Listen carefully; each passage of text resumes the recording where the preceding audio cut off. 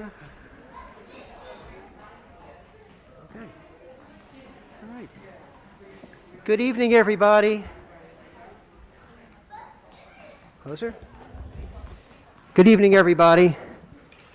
Welcome. So we're going to start.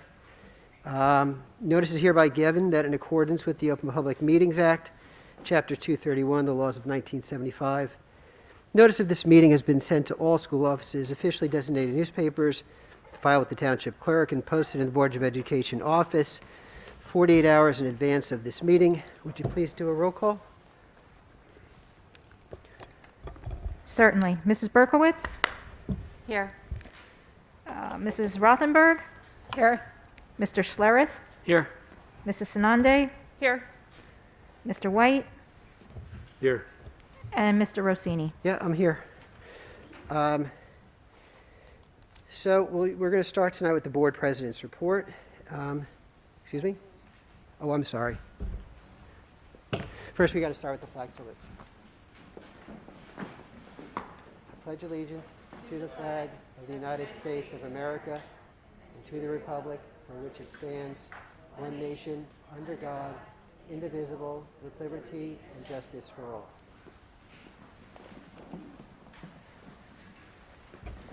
Okay, thank you.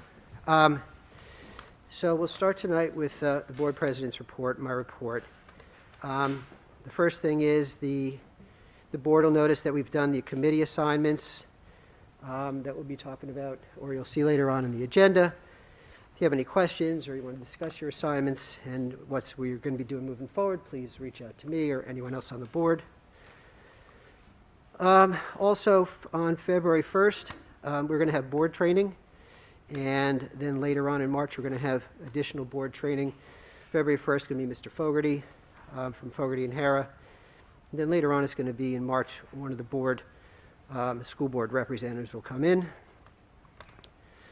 Third, with regard to the executive order for mask mandates, that's being in the process of being reevaluated by the state, I believe, and we're going to be waiting on further information for that.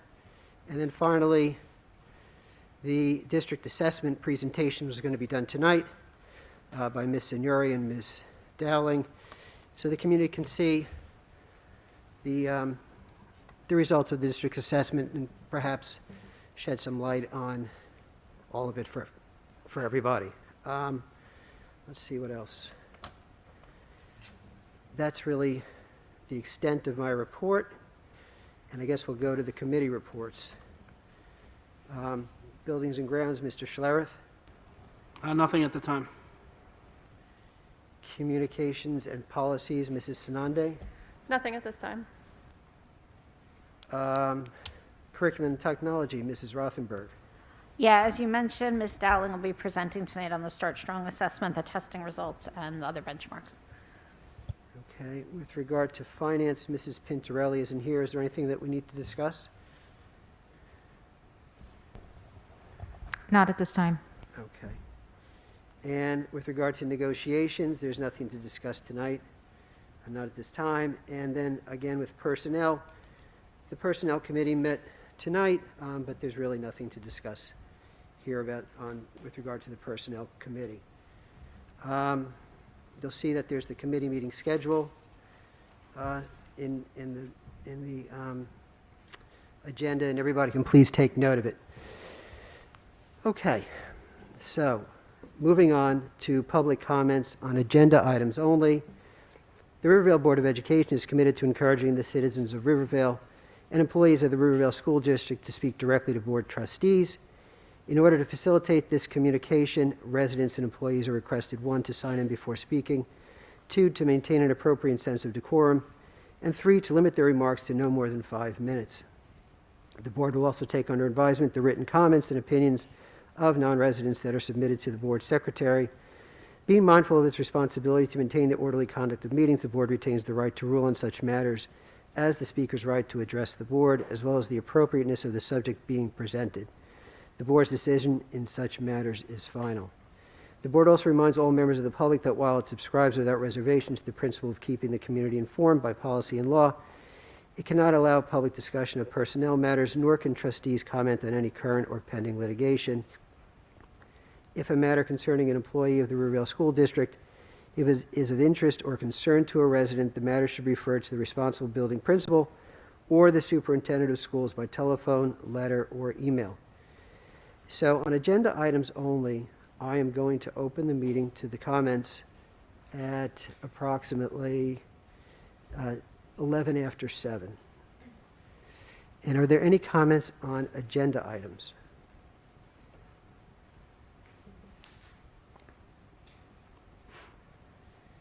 Okay, so when you come up, you just state your name and sign in, please. I know the drill. Good.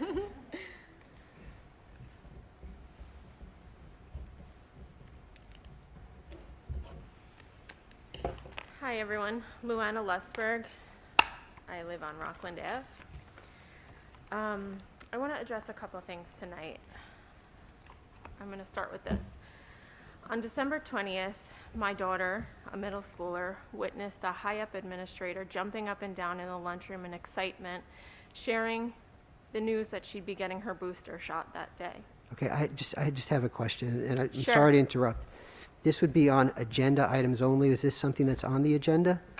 So it ties into the masking and the mandates. Is that something that's on the agenda? That would be the next opportunity to speak. Okay, so you want me to come back? Well, this is the agenda items only part. Sure, I just assumed that you mentioned masks so that we would be able to come up and speak on that now.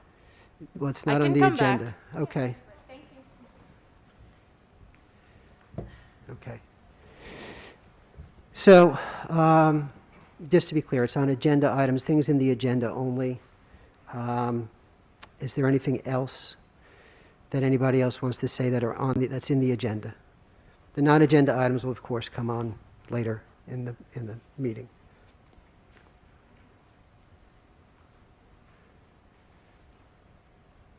Okay, so seeing that there's no comments on the agenda items, I'm going to close it to the public at approximately 7:13, and then I'm going to move over to the superintendent's report. Okay, thank you. Good evening, everyone. First, I'd like to just bring to the attention of the board that the proposed district calendar for the 22-23 school year is on the agenda. Just to kind of remind you that the calendar process involves working with the high school district to align holiday breaks and school closings the best we can. We also need to, of course, take into account the state mandated 180 student days. We have to make sure that we have all those days in there, as well as our staff days.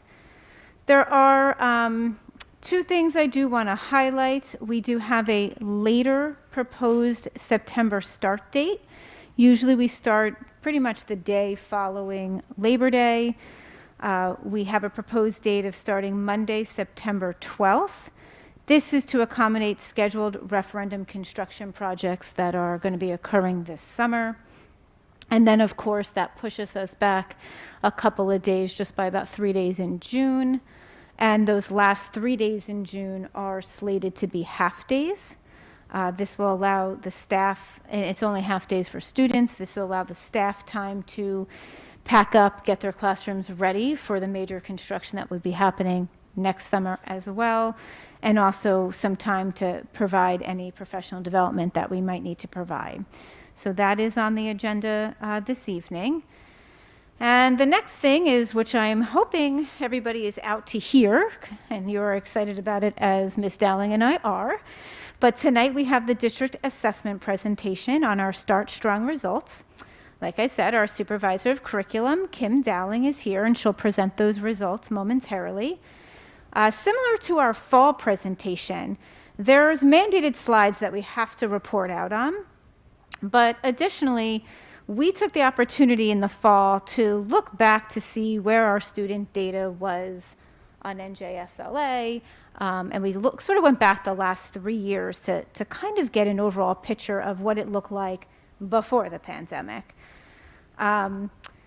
We're going to take that same approach tonight. We find that's really important for us to really look at student progress. So first, you're going to hear Ms. Dowling go through some of the mandated slides in the beginning of the presentation.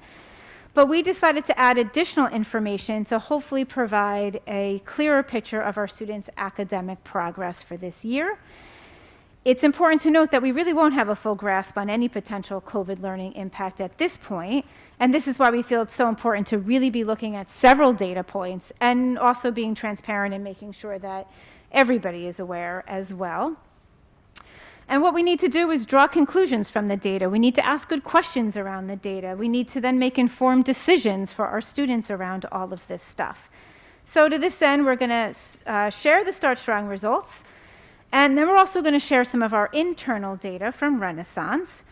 Now, it's also important to understand, though, that the Start Strong results are aimed at providing an indicator of the learning impacts over the last year, as well as even the year before that.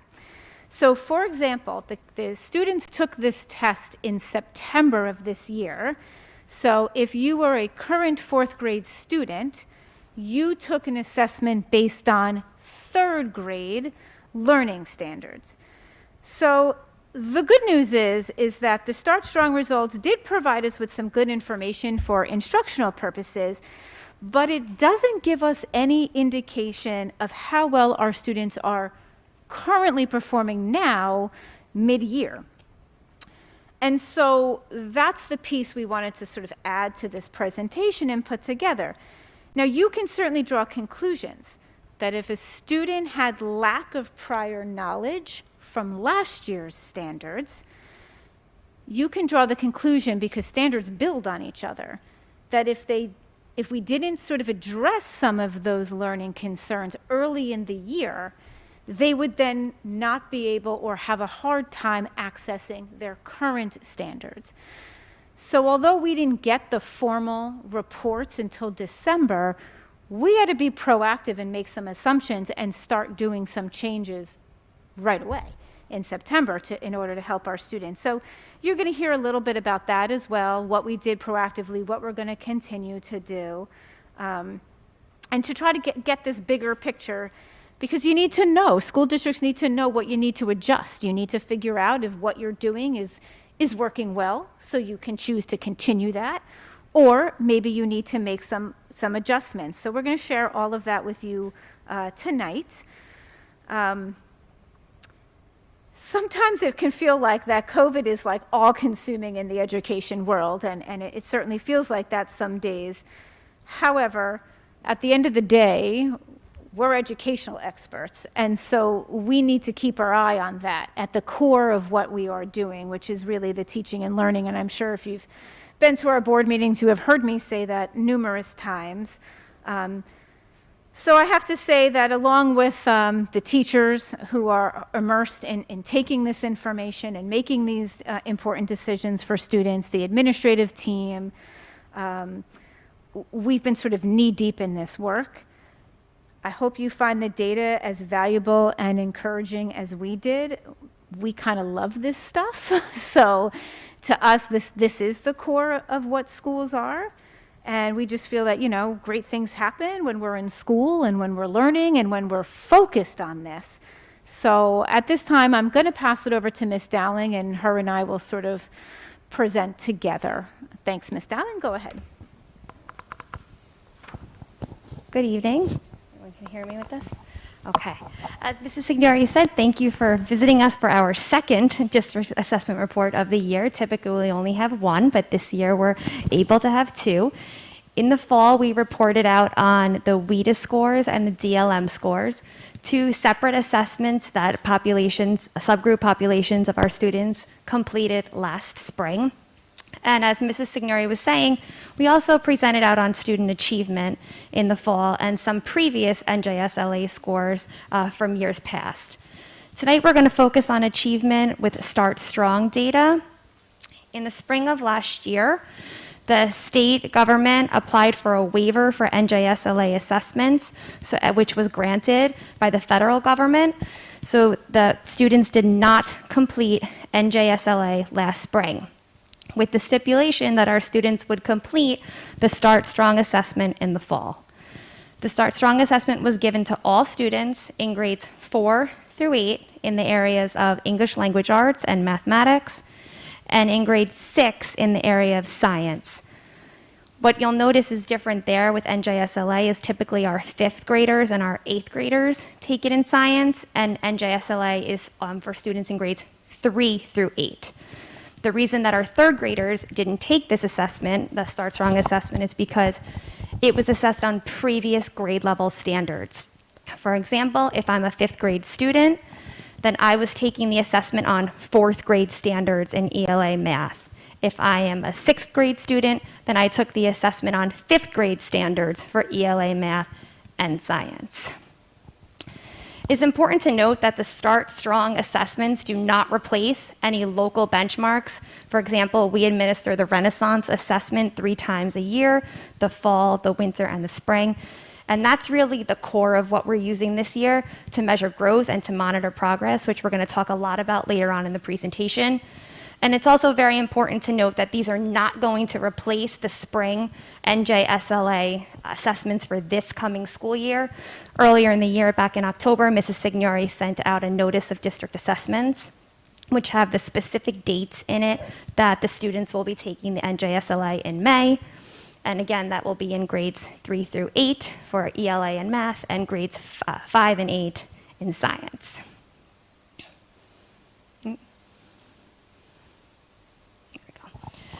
The assessment the state used released high quality items from the NJSLA, but the scoring was a little bit different.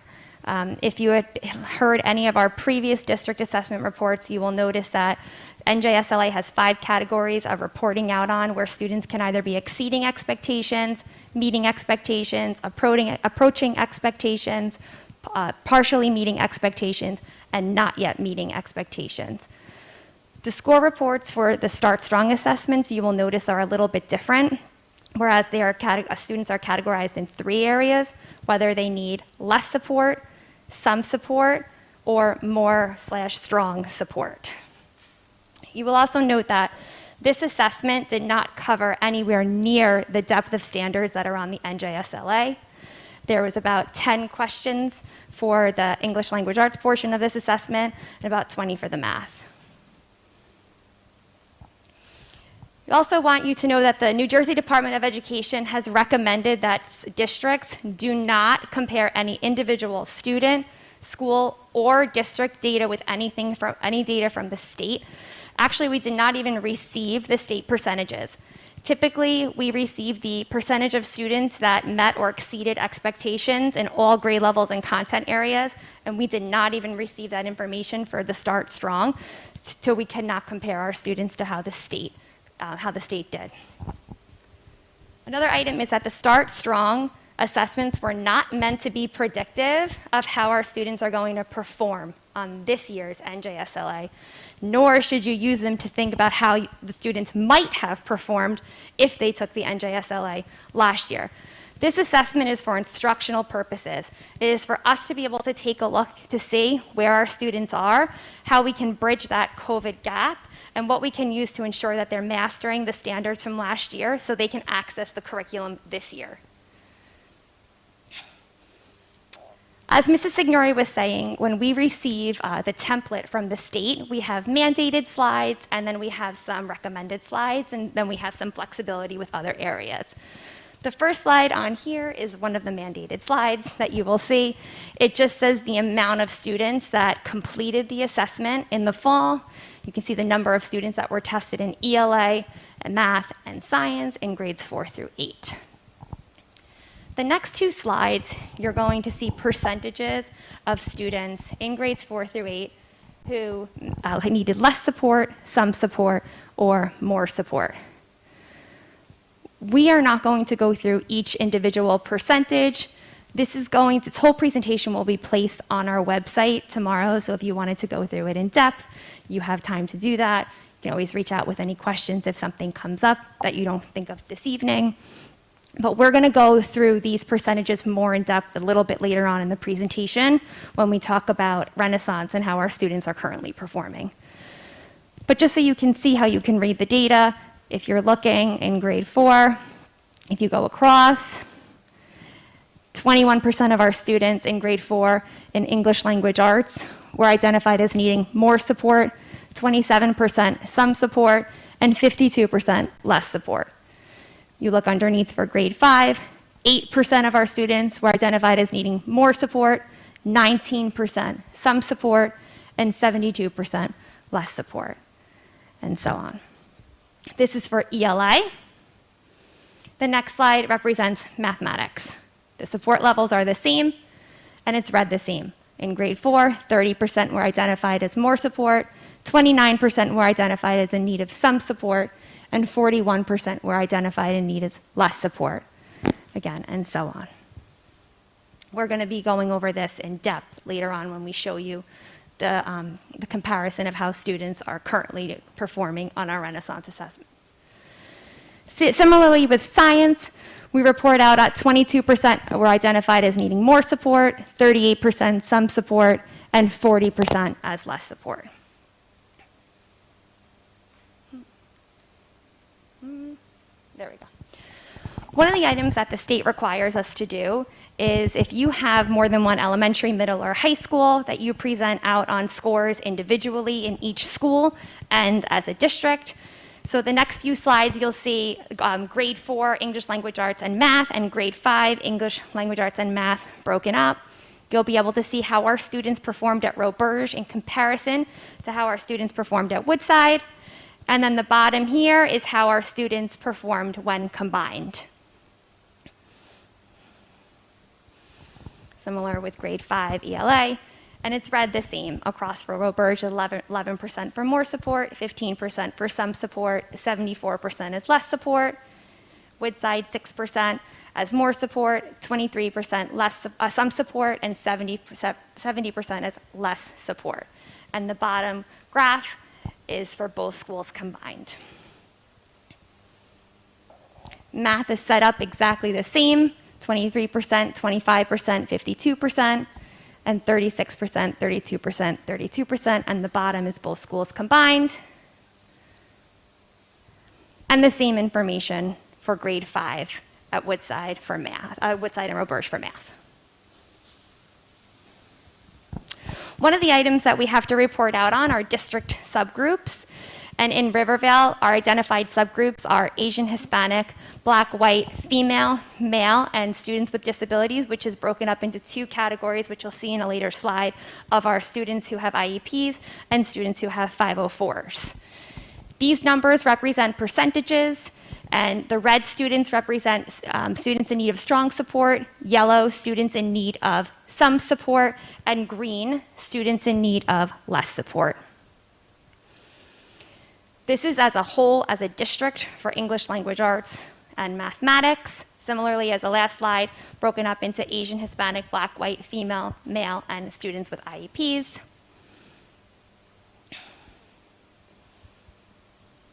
Okay. Sorry. Pressed it too many times. Sorry there. This slide breaks up our data, as I was saying, that it's broken up into students with IEPs and students with 504s. You can take a look at this at your leisure, but it's broken up ELA, math, and science.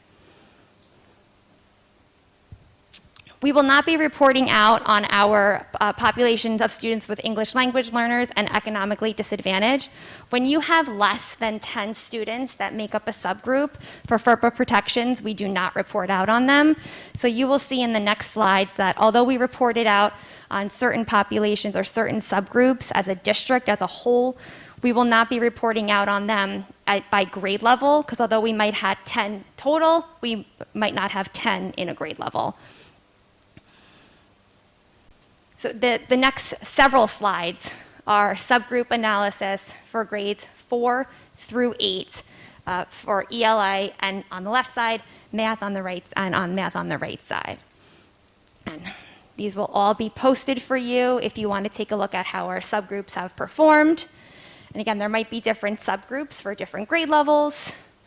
There is science for grade 6, and for grade 8, you are also going to see Algebra 1 percentages on here as well. Oop, did it again, sorry.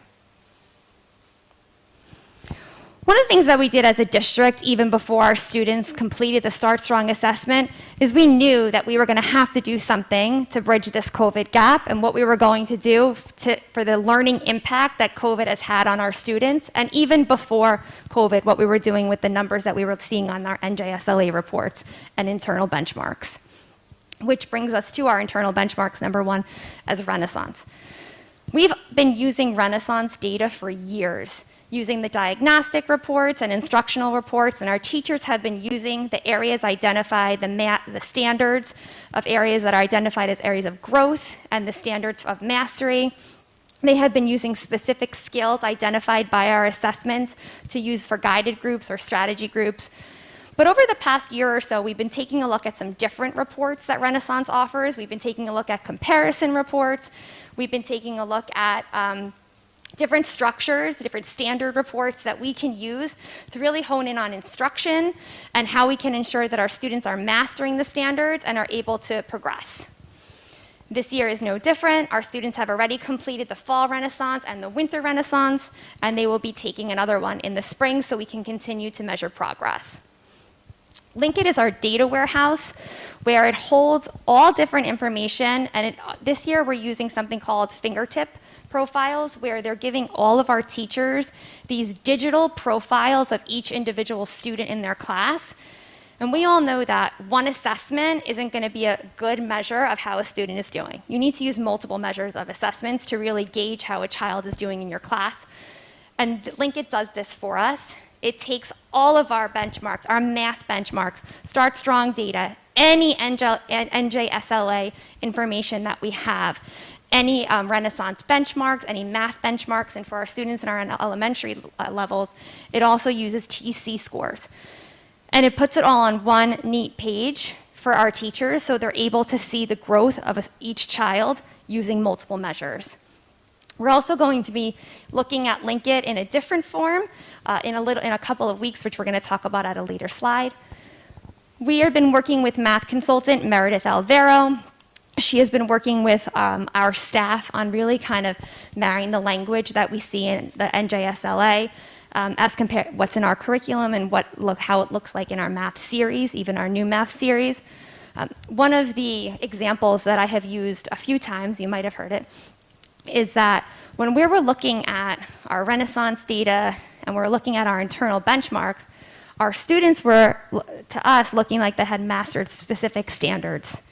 But then when they went to look at the same standard on NJSLA, they fell below the state, which brought us to the important question of why, what's happening. So once the state was able to give us some released items, we were able to take a look at why does it look like our kids are mastering this standard in our classrooms, but not on the state assessment. And a lot of it, what we're noticing, is simply the language and how it's asked on the test. It's very unfamiliar because it's not how it looks in our series or in our curriculum. So we had to kind of take that language and make it so our students are exposed to it more often so they're ready. One of the questions simply can be, as one of our consultants was working with us on, was, is 1/2, Julia believes that 1/2 is bigger than 1/3. It's always bigger than 1/3. Is Julia correct?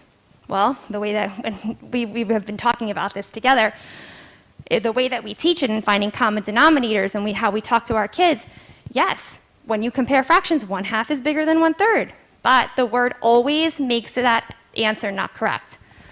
1/2 is not always bigger than 1/3. It depends if you're using the same whole, if you're comparing the same unit. If you're comparing 1/2 of a cookie to 1/3 of a cookie, yes, then 1/2 is going to be bigger than 1/3. But if you're comparing 1/2 of a chocolate chip cookie to 1/3 of a pizza, then no, 1/2 is not going to be bigger than 1/3 there. So that's the type of questions we're really getting our kids to be able to talk about their mathematical thinking, looking for key words, and not only talk about it, but then write about it. We've implemented a new math series, Big Ideas, this year. We were able to pilot it last year, and this year is our first year implementing that, which is really very much aligned with our philosophy of mathematics. And we've also implemented a new series for our basic skills kids called Bridges Math, We all know that our students in basic skills need something in addition to, not in replace of, but they don't need more of the same. They need to learn in a different manner. So Bridges has been a success in our basic skills classrooms. We've done a ton of curriculum compacting. And we also have a literacy consultant, Shelley Klein, who's been working with our staff on Patterns of Power, which is a different grammar program, and also on a lot of data analysis and really creating structured, guided groups and strategy groups around data. And speaking of data, if you torture it long enough, it will confess. So what does this mean? On the surface, I have just shared with you a lot of numbers and a lot of percentages. But when we look at these numbers and these percentages, we ask ourselves, what does this really mean? And what is this really telling us? And on the surface, it gives us a big picture on how we performed on last year's standards. But we need to ask more important questions, like, how are these standards, what type of information are we going to get from these that's going to affect instruction? And how are we going to ensure that our kids have mastered these standards so they can access this year's standards? And what are we going to do and how are we going to do that? And the first thing, oh, sorry. So sorry, I'm sorry to interrupt you. And, you know, we feel strongly too that data tells a picture. And if you don't find areas to celebrate and areas in need of growth, you haven't tortured the data long enough. We're not doing our jobs then. Every single organization needs to find those things, whether you're a school or whether you're a business. That's how you move forward and improve. So that's why we've also taken probably a little bit longer, because you've got to use the data to be able to make those observations. And that's really why we wanted to share more than what those mandated slides were. We could sort of just end there and meet our mandate, but what is 20% of needing less support mean? How does that help us? How do we draw conclusions around that? So now you're going to hear about sort of our process and what we do through our intervention strategies, and how do you use the data and get that to the teachers, who then have the incredibly hard task of putting that into lessons and instruction for the students. Sorry, Ms. Dow. Thank you. So the bottom snapshot is something that we're able to see in Pearson, which is the platform that the Start Strong assessment was taken on. So as you saw, the surface level of percentages of less support, some support, strong support. But the Start Strong assessment did give us some really good data and really good instructional materials with their reports. Different items than we've seen with NJSLA. Typically, I get excited to see the evidence reports, which tells us the standards that we have met or the standards that we fell below the state. But this report, I was very excited to see, because it not only breaks it down by question, it also breaks it down by standard, concept, and it tells me as a classroom teacher how many of my own students got this question right, got this question wrong, or got this question partially correct. You're able to go in and you're able to see the incorrect, which I know is a little bit difficult for you to say, but it's this column right here. And you're able to go down and say, okay, if I'm here and I see that this question here, I know you might not be able to see it, but that's 10. 10 of my students got number 5 wrong. So I'm going to look at which standard that it accompanies. It's 4.0A.3. So what we have done is we have created these presentation of questions for our staff, which, would you mind just showing? Where they are able to go in and they're able to see every single question that was listed on the Start Strong assessment.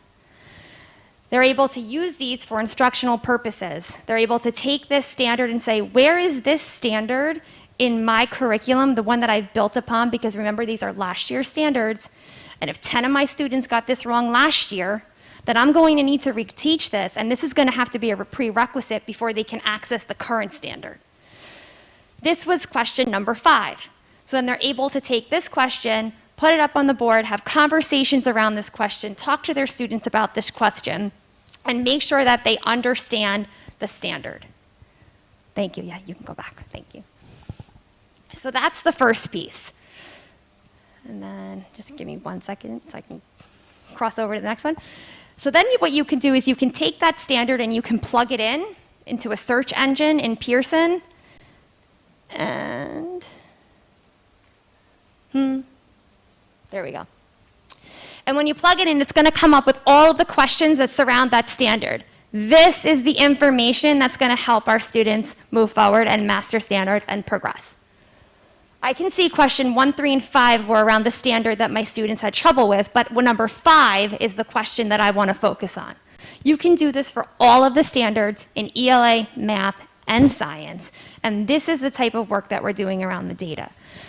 If you have it just sit here and collect dust and not use it, then it's not meaningful, but our teachers are working tirelessly to use this information to ensure that our kids are progressing, even with 2 years of disrupted learning.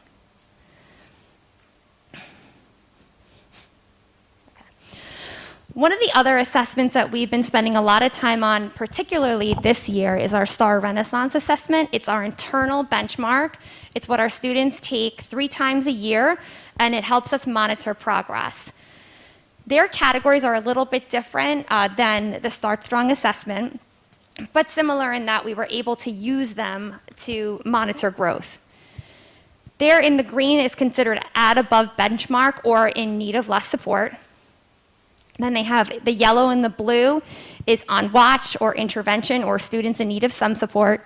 And then they have the red of students in need of urgent support or that strong support that we saw on the Start Strong assessments.